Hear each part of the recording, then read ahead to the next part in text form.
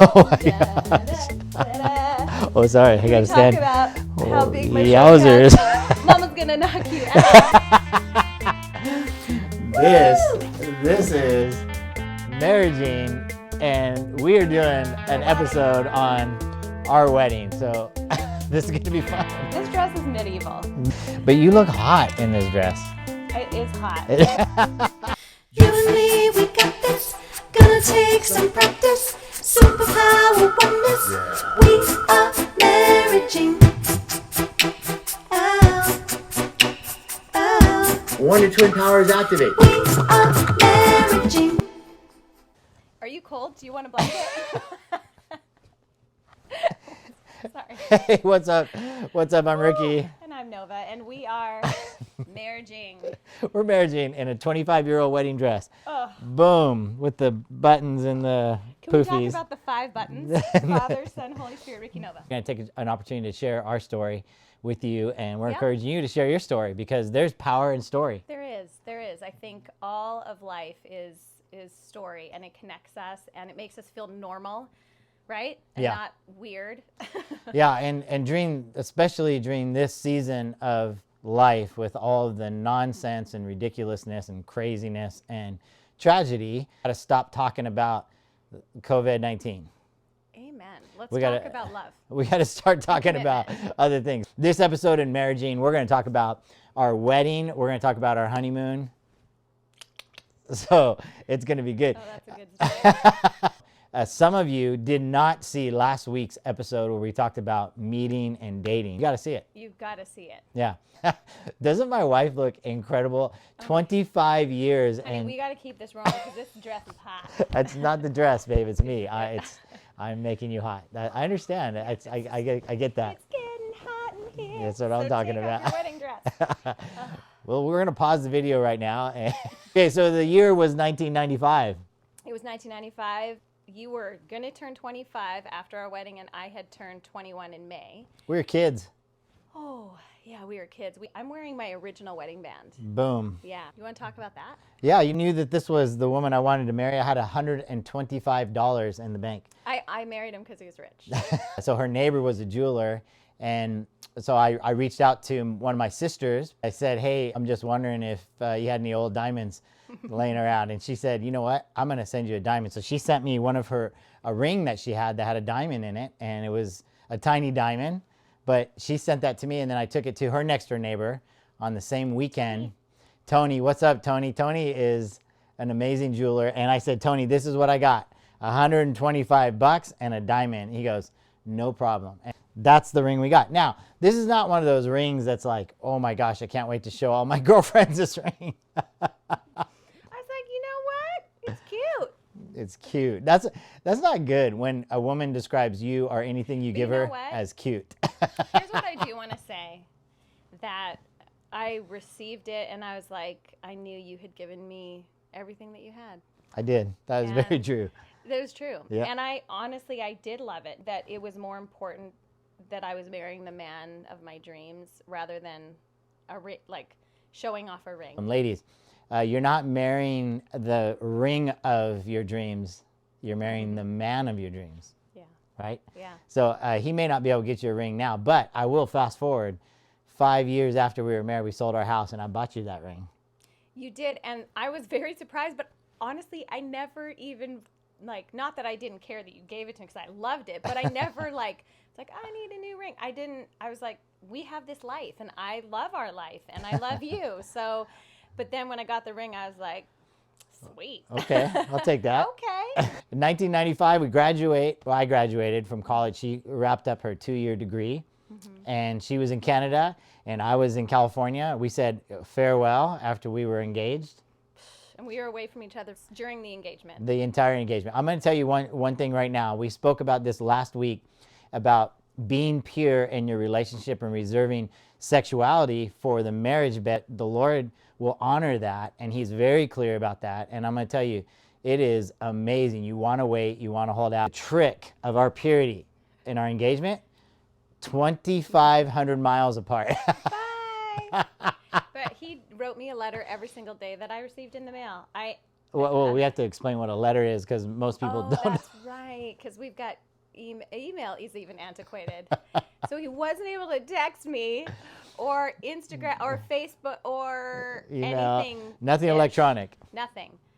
Yeah. Yeah, I was at a camp and we didn't even have the internet at this camp. So literally when I called her, it was on a payphone.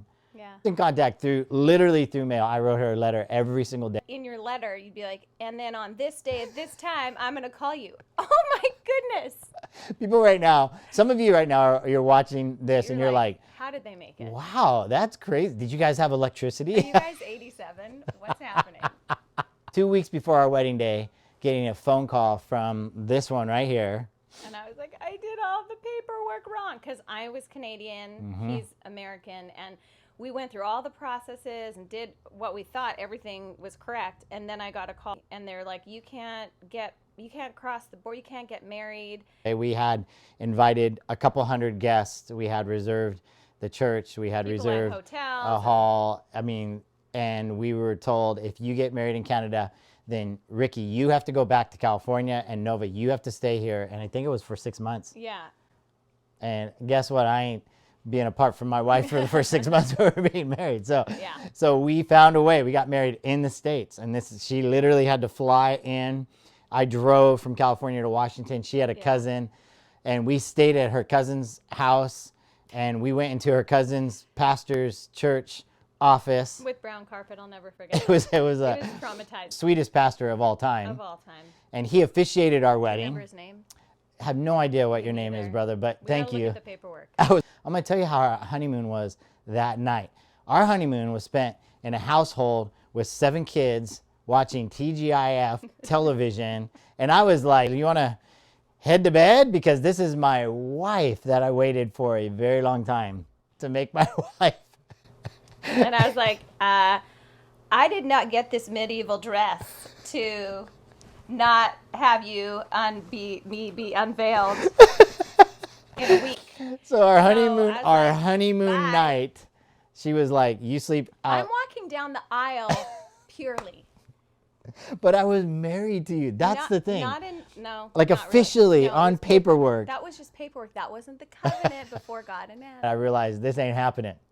So I got in my vehicle and drove 16 hours back to California from Washington because I was not about to be in a separate bedroom from my wife on our honeymoon. I didn't let you touch me. I mean, my hands were creeping and she slapped them out of the way and said, I'll see you in 2 weeks, sucker. So that was our first wedding and our first honeymoon. Here's the thing that's fun about reminiscing. We talked about this last week. Is you forget some of the details, and then as we were talking, preparing for this episode, it's just hilarious. Remember how my sister, we were making, because this was like do-it-yourself wedding. I had this made, obviously. But and it's I beautiful. paid for it myself, $350, maybe $75. But I remember we were doing making decorations for the tacky hot glue gun. I got hot glue gunned on my finger here. Shauna, shout out to you. She's the one that did it, but I forgave her. Sis-in-law, what's up? But I still remember. And my fingers were bubbled. So I wrote a song and played for him with my bubble hurting fingers, and that was kind of awful. This whole ceremony process and becoming husband and wife, you would say that all the odds were stacked against us. We found out we had to be married in the States. We were planning a wedding in Canada. Now it's a week before our wedding. I land at the airport and expecting to meet my bride, officially bride, but fiance bride. And instead of her, I met her brother and her sister, who told me that she had been in an accident on the way to the airport to pick me up, and it's a pretty bad accident. So I find my wife in a neck brace, and her finger was swollen from making paper mache glue gun things. And it wasn't paper mache. It was eucalyptus. Let's just keep that. That's fake. Significantly different. It's way different. Does not matter your circumstances. There's one thing that you can do and apply to at your wedding, to your marriage, to be successful, and that is perseverance. Mm-hmm. You cannot give up. You can't be shaken. You can't throw in the towel at the first sign of any kind of pushback, any kind of disappointment or miss expectations. You can't. And honestly, I think too, just really understanding why you were getting married, and keep your eye on the prize. You apply perseverance to any scenario, you can get through it. We were those crazy bride and groom who had, I don't know how many people. 8. Eight on On her each side, 8 on. And then we talked about every single one of them during the ceremony. How Yeah. much we love them and they're amazing, and talked about their how they were a part of our story and us part of theirs. And it was the longest ceremony on the planet. But our guests actually said, that was really cool because often you don't know who is standing with these people, and it was because he was from California and I was from here. It gave all of our guests an opportunity to not only get to know us, but the people that were a part of our story, and it was really cool. It was really cool. I've officiated maybe 110 or 15 weddings. And I've sung at like 5,000 weddings. I used to actually be a wedding singer, which don't ask me to ever sing your wedding, whoever you are. So the best part of the wedding and the most significant piece of the wedding is it's the vows. It's what your covenant, not commitment, because a commitment can be broken. You can find a loophole out of any contract on the face of the earth, depending on the lawyer that you can get a hold of. But I'm talking about a covenant, which is a lifelong commitment you enter into. We're actually gonna give you an opportunity at the end of this in our homework to re-covenant with each other. I love that. Yeah. So we're married. We have the ceremony. On our honeymoon night, we chose one of the fanciest hotels in Nova's hometown of Winnipeg, Manitoba. It was like a themed hotel. I don't know if it was the fanciest, but it was a themed. We're like, woo, we're moving to San Diego. Let's Maraca or something, or I don't know what kind of a room it was. I'm going to tell you right now, though, that night, we literally could have been in Motel 6 as long as I had a bed and I had her. No, we couldn't have. I'm good. No, well, you're good, but I would have not. We got dropped off with the limo driver, right? Ivan Glassen, what's up? And we forgot a wallet, money, credit cards. We were in this amazing room and we had no food. Nothing to drink. Nothing to drink. We're drinking tap water and fasting. We were literally living on love. Your honeymoon night, you make it out in your head to be this magnificent fairy tale, things that the movies are made out of. Yeah. Hungry, we were thirsty. We had no way out of that place. We were literally downtown, and we got dropped off. There's no such thing as Uber or ride shares. I don't even think taxis came into this part of town. Did we have a phone? We didn't have no. Because this woman is a capital V virgin when we get married. Yes. We couldn't even have sex.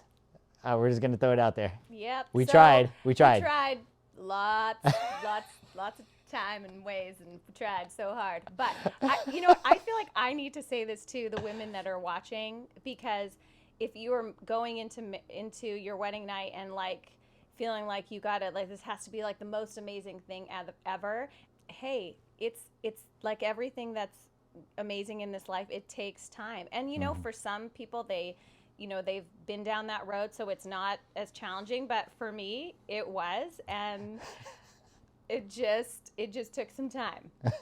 2 weeks to be exact. Not that I took any note of that. Yeah. Poor guy. This is all part of the reason why you want to relive your story and think back at these things, because they're hilarious, and B, when we were in that season, it seemed so challenging and difficult and frustrating, and it was such a big deal. I mean, I know you probably thought it was a fairy tale because of this dress, but the shoulder pads took me over the top. That's what was happening right there.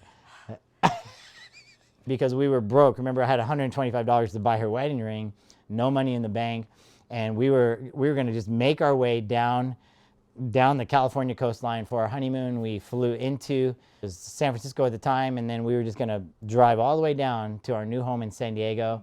And in my mind, a romantic getaway of stopping at a different hotel every night. We get to see the whole coast of California. It was going to be amazing. And every night we get to pack our bags, get in the car again, and keep going all the way down to San Diego. So here's the thing. I like surprises if I have like a precursor to the surprise. Okay, so she likes surprises if she knows the surprise. Also, I'm a home, I like cozy home. I like, when I go to a hotel, I want to put everything in the drawers because I just want to feel like I'm living there for like, And so the first day we get there, and it was the cutest little boutique hotel and so adorable. I was like, this is so sweet and cute. We went out for the day, and then he goes, let's go back to our hotel. And I'm like, oh, I can't wait. Like, this is going to be so fun. And then we end up at this other hotel, and I was like, what's happening? He's like, surprise. I was like, where's all my stuff? Oh, our friends packed it up. And I was like, what? So at least I was thinking ahead, right? I mean, it was like our friends moved our That stuff. was literally the worst thing ever. But I was like, you know what? I'm down. Let's go. Like I'm the next day, it's like Groundhog Day. Because I was like, we did something super fun, and then we end up at a different hotel again. I was like, what is happening? Why are we doing this? It's like, I want to be a nice, sweet wife and be like, cool. I hadn't learned my voice quite yet. Right.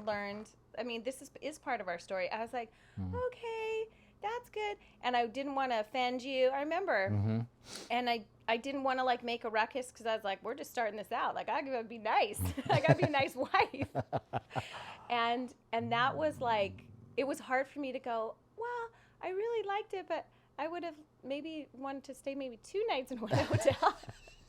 Like 7 different hotels. It was that whole awesome. honeymoon. It was and amazing. it was the worst thing ever. It was so fantastic. Literally almost every single Marriaging episode we've mentioned communication. So you might take note of it. It is something that's is significant for you to get your mind around. And in one episode, we talked about a model of communication, and we gave you a grid and the whole works. So take a look at that, because what she was doing, she was yielding, and what I was doing is I was winning. I was just, this is awesome. You're like, I'm the best I guy thought- ever, because I'm being creative. It was super creative. I'm not gonna lie. I mean, the creativity was off the charts, and I'm like, I give the guy points for creativity, but I was like, dude, let a sister rest. So I needed to relax in order for the other things to happen, and I was like, kind of a little bit on edge, just kind Our of. honeymoon was an example of what happens when I just took charge and assumed.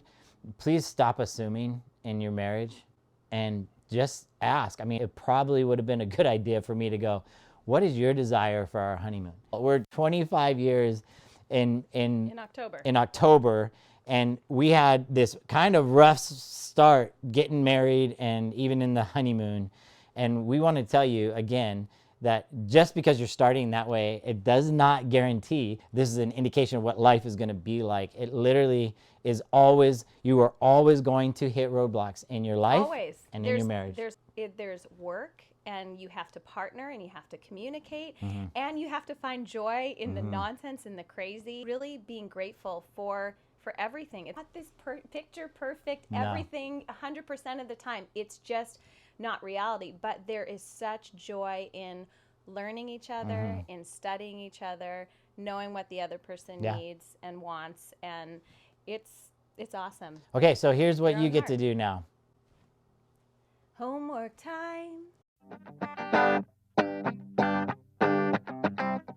We have a homework assignment for those of you that are single. Yes, single people, this is your homework. You may actually be engaged, but you may be single, as in not dating anybody.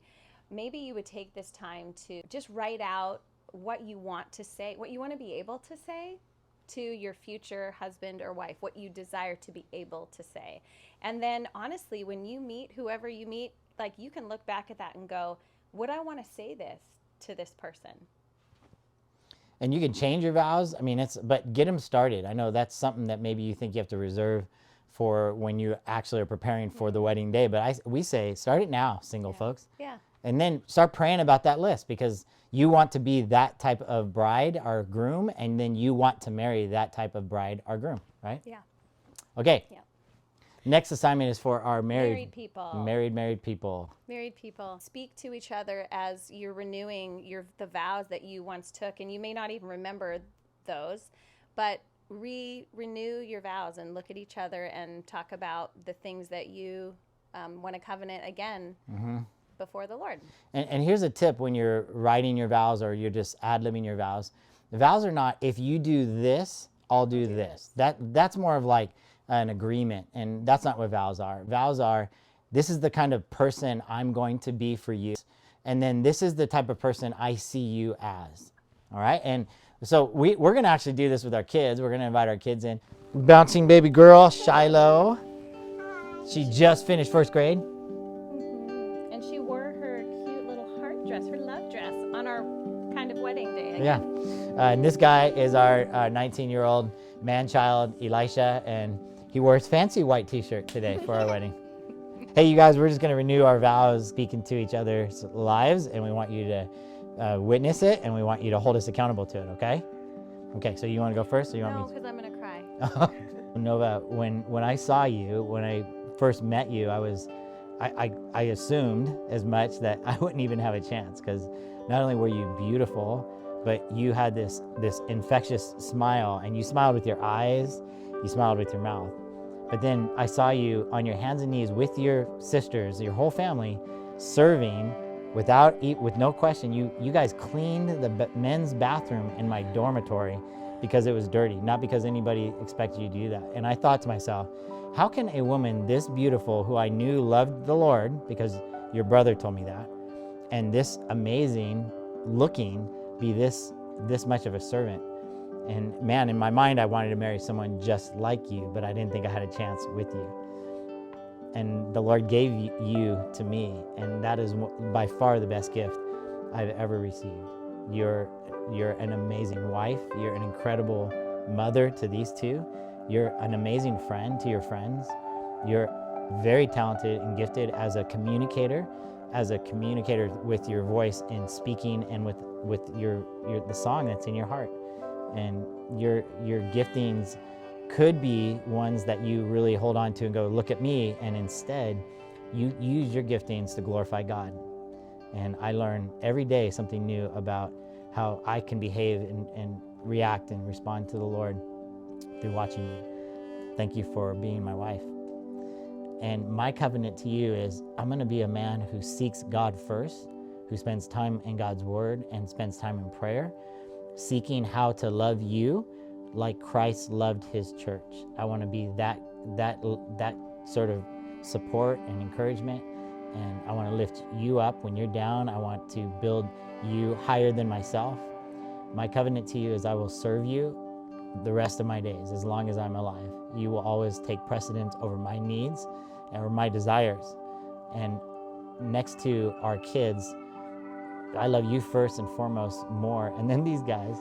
But I'm covenanting to you also to serve our children and put their needs above my own, even my own desires.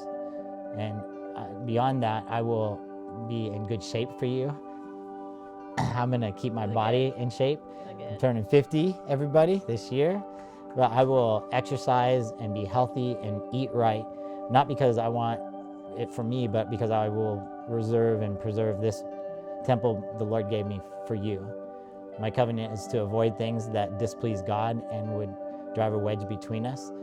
I will covenant to you to allow my eyes to not see things it should see, and my ears to not listen to things I shouldn't be listening to, and my mouth to not say things I shouldn't say. And that's how I covenant to you to love you.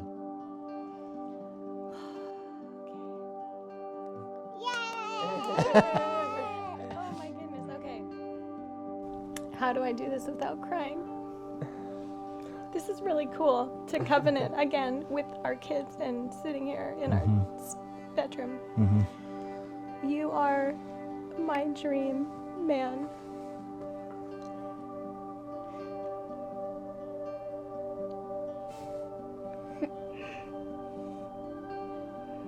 You have loved me unconditionally, and I'm so grateful. You've taught me how to serve the Lord, how to love the Lord more deeply. You've been the greatest servant that I've ever met in my life. You have deep wisdom, and I would never want to do one day apart from you. My covenant to you is to love the Lord my God with all my heart, soul, mind, and strength, and love my neighbor as myself, and you are my neighbor. And I covenant to serve you and honor you, and I want to tell you that you have been the easiest man to submit to, because I know, and I've watched you, submit to the Lord. So I know that you're in tune with Jesus. And so when we make decisions, I know that we are submitting to the Lord and to each other. And so I would follow you all over the world, even if you moved me 1,000,000 more times. And I promise to take care of myself emotionally, physically, spiritually. I will covenant to you to continue to be in the Word, to cherish you, and to be the type of woman that no matter what anybody else says, that I will always speak life into you. And I promise to continue to serve these children and love them, but not love them as much as you. And to love the Lord first, because I know I can't give out of emptiness. I can only give out of the overflow. So I covenant to just be in love with Jesus first. So I don't know if I covered everything, but I love you guys. I love you, my darling husband. Love you. Forever and into eternity. Hey, grab your kids if you can, or your neighbors, and do this ceremony. It'll be amazing. We didn't kiss. Oh, you may kiss your bride now. Can we do that again? Yeah. Okay. Okay, now you guys can clap. Cue clapping. Hey, have fun renewing your vows. Have fun writing your vows, Have and fun with your potential poopy. yeah, for sure. Okay, we'll see you guys. Okay, on the count of 3, let's say goodbye all together. Okay, ready? 1, 2, 3. Wait, I gotta do it. You do it. You do it. 1, 2, 3. 3. 5. One. What? Okay. Let's say marriaging. Okay. What? We are marriaging.